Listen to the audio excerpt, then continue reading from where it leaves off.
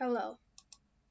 This is Osmodic Earth Season 3. Now, I'm pretty sure I didn't finish Season 2, but it doesn't matter because I don't remember what happened in Season 2 and I don't want to watch my videos. So, I'm going to make a new season. It is Osmodic Earth Season 3. So, we're just going to say life starts right here. The center island. And let's call this country, red. Now I'm just gonna refer to these things as their colors.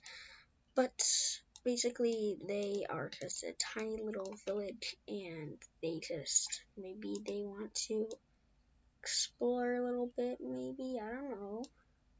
Maybe get out their comfort shells, maybe, I don't know. But they make it to the coast and they make a little city down here, and the city decides, you know what, let's send out our ship over here. Maybe we can make like a mining town or something out of it. So that's what they do. They make a tiny little mining town out of this, and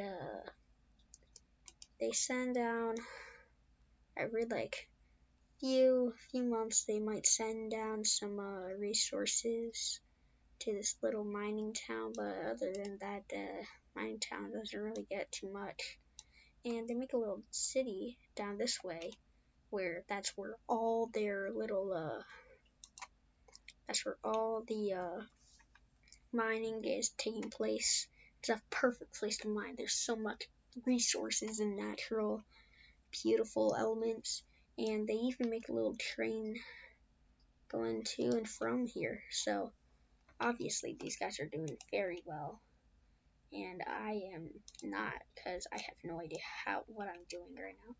So so eventually they just call off all the stuff like, hey, we don't need any more resources, you guys are fine with everything. So these guys are like, oh, okay, I mean, good for both of us, I guess.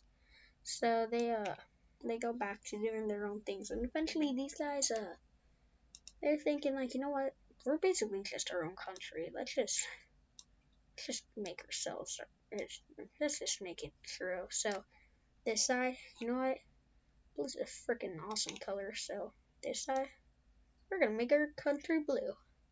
And this is how the blue country was born. Yay! So, blue country, they're just very like workaholics and stuff. You know, they love mining and stuff. Yay, mining! Child labor for them. So they're kind of breaking a lot of modern day laws, but it wasn't laws back then, so doesn't matter now. And eventually the red guys, they sail down. They're thinking like, you know what, we haven't seen these guys in a while, so they decide that they're gonna sail down, and they realize that, yep, they just made their own country, so they're just thinking like, dang, how could they betray us like that? So they're thinking, alright, let's find a good meeting spot for this. So the leader of the blue country, he gets contacted by these messengers from boats that say like, you know, hey, come to this spot that Red has recently discovered. This tiny little exclave. Okay, I'm not gonna put it right there aloud.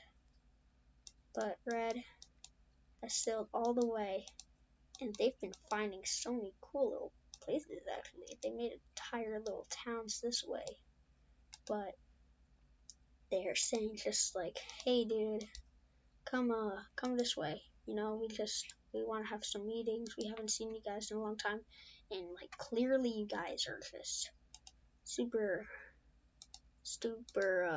independent and stuff. So it's just like, hey, let's go this way. So everybody else is thinking like, you know what, let's just go. So the leaders and the most important people of these countries, they decide, hey, let's go here. So they meet up at this tiny little spot that the entire world, that is gonna change basically the course of a lot of things. So it's this one little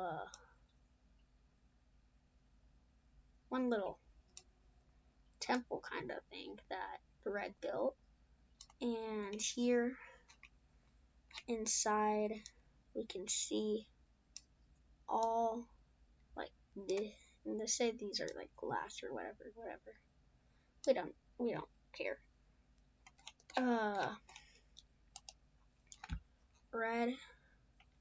Red's leader and stuff. Red's co-leader.